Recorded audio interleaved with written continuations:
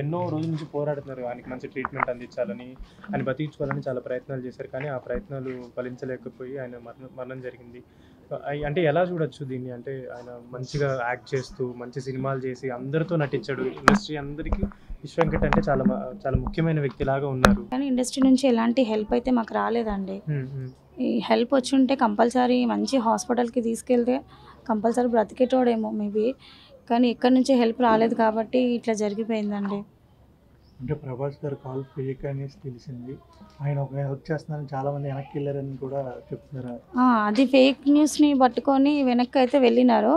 కానీ అది ఫేక్ అని వాళ్ళకి కూడా తెలుసు కదా! ఇప్పుడు ప్రభాస్‌కి తెలుసు కదా నేను కాల్ చేపియలేను, నేను హెల్ప్ చేయలేను అని చెప్పి. మరి తనైనా ఒకసారి వచ్చి మీడియాకైనా లేకపోతే ఏదో ఒక ద్వారా సోషల్ మీడియా ద్వారా చెప్పేది ఉండే కదా నేను చేయలేదు హెల్ప్ అని చెప్పేసి. మరి అసలు తను ఎందుకు రెస్పాన్స్ అవ్వలేదు అని మాకు ఇప్పటివరకు తెలియదండి. నేను ప్రభాస్‌తో మాట్లాడిన కాల్ చేసి ఇట్లా హెల్ప్ కావాలి సార్ అని చెప్పి.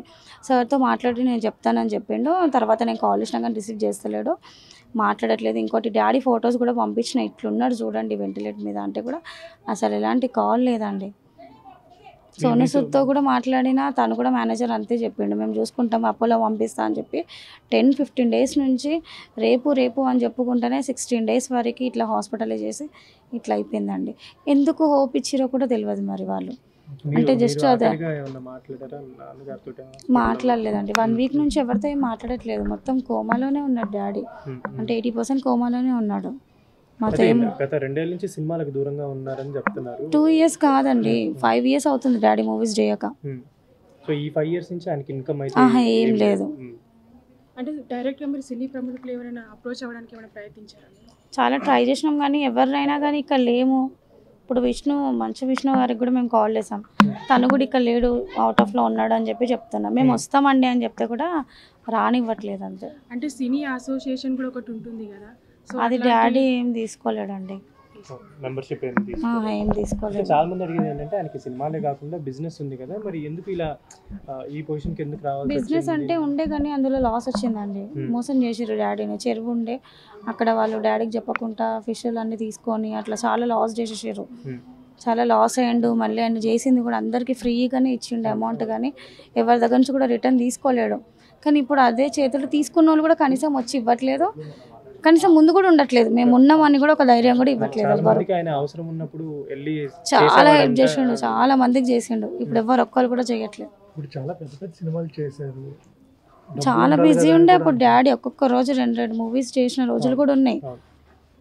అంటే దాదాపు ఒక 100 సినిమాల వరకు అయితే నటించడం 100+ అండి. ఇప్పటివరకు ఏ దర్శకుడు కానీ ఏ నటులు కానీ ఇప్పటివరకు ఎవరు అప్రోచ్ అవ్వలేదు.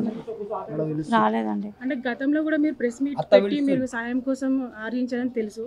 సో అప్పటి నుంచి ఇప్పటివరకు ఎవరు ఒక్కరు కూడా రాలేదు మీ వరకు? రాలేదండి. విశ్వక్సేన్ హీరో మాత్రమే ఇచ్చిండు. అదేంటి జట్టి మూవీ కొత్త హీరో కృష్ణమాన్యన్, తను 2 lakhs ఇచ్చిండు. వాళ్ళ మూవీస్లో డాడీ అసలు చేయలేదు. అయినా కానీ వాళ్ళు హెల్ప్ చేశారు. చేసిన వాళ్ళ హీరోస్ మాత్రం హెల్ప్ చేయలేదు.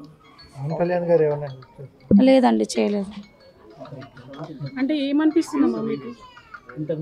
ఇంతకు ముందు అప్పుడు చేసిండు, ఫస్ట్ టైం అయినప్పుడు బాగా సిక్కున్నప్పుడు 2 lakhs పంపించిండు. ఇప్పుడు మేము అడిగినా కానీ పంపించలేదు, మాట్లాడలేదు, ఏం లేదు అసలు.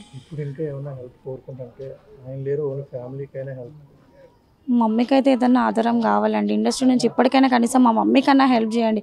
డాడీకి చేయలేదు. ఇప్పుడు డాడీ ఒక ఇల్లు మాత్రమే ఉంది అంతే, ఇంకేం లేదు. ఇన్కమ్ అయితే ఇక లేదు. ఇంకా ఆయన ఆర్టిస్ట్గా ఉన్నప్పుడు మిమ్మల్ని అంటే మీ ఫ్యామిలీ మెంబర్స్ని ఎవరిని ఇండస్ట్రీ సైడ్ ఎవరిని పంపించలేదు. ఇష్టం ఉండదు డాడీకి.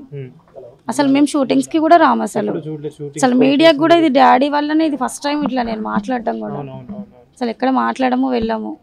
ఇప్పుడు ఆయన ఏం పంచుకోరా మీతో ఇంట్లో సినిమాల గురించి కానీ? మాట్లాడతాడు, చెప్తాడు, అంతా బాగానే ఉంటుంది. కానీ మేము షూటింగ్స్కి రాము అంతే, నేను మమ్మీ రాము. అంటే దాదాపు హెల్త్ పాడైపోయిన నుంచి ఇప్పటి వరకు ఎంత ఖర్చు అయిందమ్మా? 4,80,000 అయింది RBM హాస్పిటల్లో. ఇక్కడ PRK హాస్పిటల్లో మాత్రం మాకు ఫ్రీ ట్రీట్మెంట్ ఇచ్చారు. అంటే నిన్న అమౌంట్ పే చేస్తాం అనుకున్నాము, వాళ్ళు అసలు ఏం వద్దన్నారు. డోనర్స్ చాలా మంది ఉన్నారు, కానీ 50 lakhs 60 lakhs అడుగుతున్నారు. కొంతమంది 1 crore కూడా అడుగుతున్నారు. కాకపోతే మా దగ్గర అమౌంట్ లేదు. అంత అమౌంట్ ఉంటే మేము 2 వేయించేస్తాం కదా. అట్లా అమౌంట్ వల్ల, ఇలాంటి ఫేక్ న్యూస్ వల్ల, ఇవ్వకపోయినా ఇచ్చినా అని చెప్పడం వల్ల, రామ్ చరణ్ కూడా హెల్ప్ చేయలేదు. సమంత హెల్ప్ చేయలేదు, వాళ్ళందరూ చేసినామని చెప్పి 70 lakhs ఇచ్చారు, 50 lakhs ఇచ్చారు అని చెప్పి అన్ని పిచ్చి పిచ్చి న్యూస్లు మాత్రం రాసేసుకున్నారు మీడియా వాళ్ళు.